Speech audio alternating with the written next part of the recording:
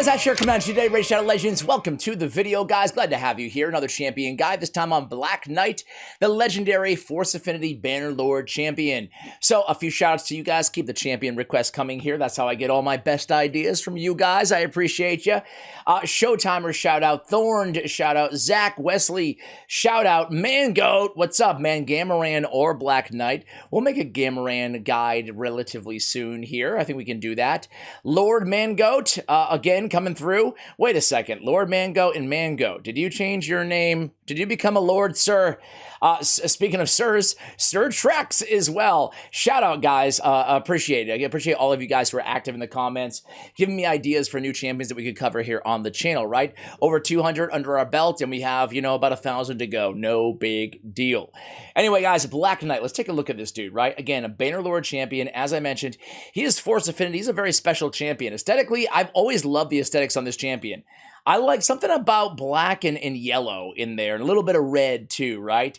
Is it really even black? It looks almost navy blue, but he is the Black Knight. I guess it's black and I'm colorblind. Anyway, pretty cool aesthetics on this champion, right? HP-based champion as well. On the A1, Heavy Blow has a one-time hitter, but a 75% provoke on that A1. Immediately, it makes him a beast for Magma Dragon as a lockdown provoker. Also, some provoke potential for Hydra, Head of Decay. On the A2, Lower Visor. This is on a 2-turn cooldown. He and Iron Brago are the only champions out there, off the top of my head, that have an increased defense ability that lasts as long as the cooldown. This is a very, very underrated ability that Black Knight has, guys. He also is bringing the big version of Continuous Heal. So a great healer, great support champion, all on a 2-turn cooldown. Now, the A3 used to be just an absolute crap ability, and now it's actually pretty good as well. It's an AoE attack, damage increase according to the amount of HP this champion has lost. So if he's obviously getting aggro off of the provoke on the A1, he's going to be taking some damage, thus, you know, getting more damage out of this last breath ability. His passive is great as well. Valoris is an unkillable buff on this champion for 1 turn if incoming damage exceeds 15% max HP in 1 attack. That is a very, very low threshold of HP, so we're placing unkillables on ourselves basically anytime that we're taking damage, which again is perfect from areas like the Magma Dragon that hits really hard, right? So very cool champion. His base HP is good for an HP-based champion, 22k, perfect. His defense is okay, 1100. We'd like to see that over 1200, but you know, it's still pretty tanky. And then 100 speed, we'll call that average for a legendary champion, right? So across the board, not too bad in terms of his stats. His kit is fairly basic, but incredibly effective, right? Provoke, increased defense, heals, self-sustain, and some damage on that A3. Speaking of damage, really quickly on hellhades.com here, let's take a look at the multipliers on Black Knight.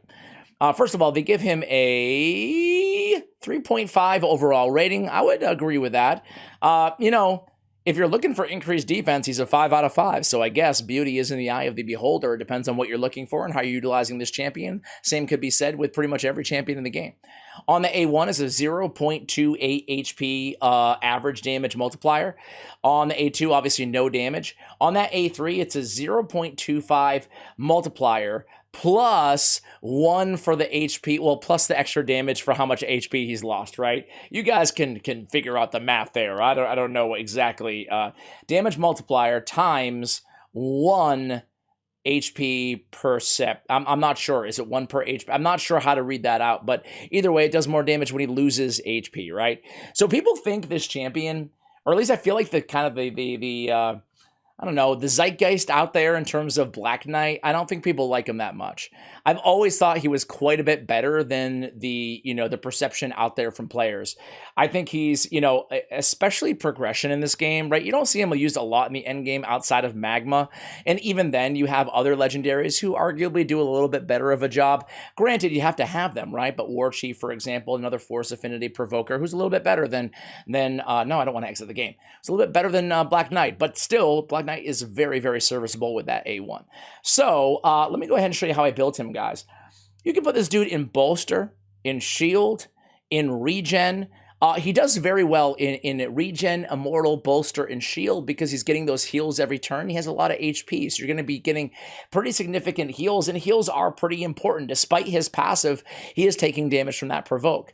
But instead of going with one of those 4-piece sets, I decided to kind of switch things up and go with 3 different sets that all make sense for their own reasons on this champion as well, right? Perception, because we do want accuracy to land that provoke on the A1. We love speed on this champion as well. Defiant, extra defense, and 15% less damage taken from AoE attacks. I think Defiant is a pretty sweet set, right? Not one that I don't think we ever spotlight ever here on the channel, but it's solid. Very good. Immortal, 15% HP and heals by 3% every turn. So we have a nice combo of all sets that benefit this champion. I kind of did this on purpose to just show you that there's a lot of areas that we can stand to benefit from utilizing different artifact sets in the game, right? So let's go ahead. Total stats here, guys. 60k, 3200, 203, 100% crit rate, 149 crit damage. We did build him with a resistance chest. It's nice to have. It's not imperative. 353 and then 320 on the accuracy. Now, I want to show you on Ayumi Love. This is back 2 years ago. I alluded to this earlier when we were reviewing his kit, right? Last Breath skill change. It used to do damage based on attack. That's why I said that ability was really, really crap back in the day. And boy, it was. It really sucked. Now, I mean, definitely more viable that he can do damage off that A3 ability. So, with all that said, we do have him at 100% crit rate. We have crit rate on the gauntlets on this champion. I think going crit damage on the gauntlets might be a little bit overkill. I like a little bit of damage from him, but it's not necessary, right? It's a nice to have, but it's not a mandatory to have in terms of the crit rate. I would focus first on enough accuracy to land that provoke, especially if you're counting on it, and then really just speed and survivability. He's a pretty basic champion to build. After that, if you can muster up some damage, why not? Again, he has that AoE and that A1 ability. So I went crit rate on the gauntlets. I went resistance, but I would say normally I would probably go HP percentage on the chest. I would advise you guys go HP percentage on the chest. Of course, if you can keep him alive and get by with resist, go for it, you know? In the arena, it's interesting to build this champion with some resist so he can continue to go through, do damage, control on his A1, and again, support the team with the increased defense and the heals. But really, when I talk about champions that we really want to focus on building with resist, it's mostly cleansers, and obviously Black Knight is not that. Immortal, speed boots on the boots, and we have accuracy on the banner. I think that's the way to go for this champion. We have crit damage on the amulet. Again, nothing wrong with defense or HP. And then we have defense on the ring. Just a kind of a small side note here is I would err on the side of going defense on the amulet and the ring, even the banner if you can get enough accuracy elsewhere, if you're not landing or you're not counting on that provoke on the A1, and going HP percentage on the chest and or the gauntlets, right? I think that's the way to go because his HP scales so well, his defense a little bit less, so it makes more sense to err on the side of defense on the accessories, if that makes sense to you guys. All right, so blessings. I don't have, unfortunately, an Awakened Black Knight here to show you guys today. However, you know, he could be your Brimstone champion, right? Great option. He does have accuracy already built in because of the A1. So if you're building with accuracy, I feel like Brimstone could be a great choice for him. You could also go with, I don't know, Intimidating Presence. He could be your strength and your aura. I think those would probably be the routes that I would go there. But, you know, again, if you're building him with a lot of accuracy as well, I think Temporal Chains is just a fantastic blessing choice. Let me see what Hell Hades recommends on the blessings here. Heaven Cast. I'm not a big fan of Heaven Cast personally, but, you know, check it out if you want to. But I would say Ward of the Fallen for a damage-dealing build is a completely viable option as well to consider. So I'm glad that I looked. I think Ward of the Fallen is nice, right? We have the Bone Armor, and depending on, you know, obviously it will scale depending on, you know, how much you have, how many stars you have him awakened. We also get the HP, crit damage, and speed, which is nice because we obviously benefit from HP being an HP-based champion. Masteries on Black Knight, guys. We have offense and defense. Now, obviously, I'm just going to state the super obvious here. is my man stands to benefit a lot from the support tree, right? We can get the accuracy, we can come down, especially in this build. Lure of Steel will apply to all of the sets that we have on him, so that would be really nice to grab. And I would come down the left-hand side and pick up Lasting Gifts as well. Listen, it's already on a 2-turn cooldown. That's kind of the reason that I erred on towards offense and defense instead, because, listen, if that A2 was on a 3-turn cooldown, it'd be really valuable to extend the duration of those continuous heals and those increased defenses. But because it's already lasting for 2 turns on a 2-turn cooldown, I decided to go defense instead because I want to counterattack and get those provokes off the retribution and the deterrence masteries. I also decided to go with solidarity, increase ally resistance for 5 for each buff placed on them by this champion. So, I mean, it's not a ton. It's not going to be a game changer for you, but increasing everybody's accuracy, or excuse me, resistance by 10 pretty much all the time because it's on a 2-turn cooldown for the 5th time, right? It's really beneficial to the team. So offense, we came down the left-hand side. We picked up War Master for some extra damage as well out of this champion, as you guys can see right there. What is up with my... I need a little bit more light, and there we go. There we go.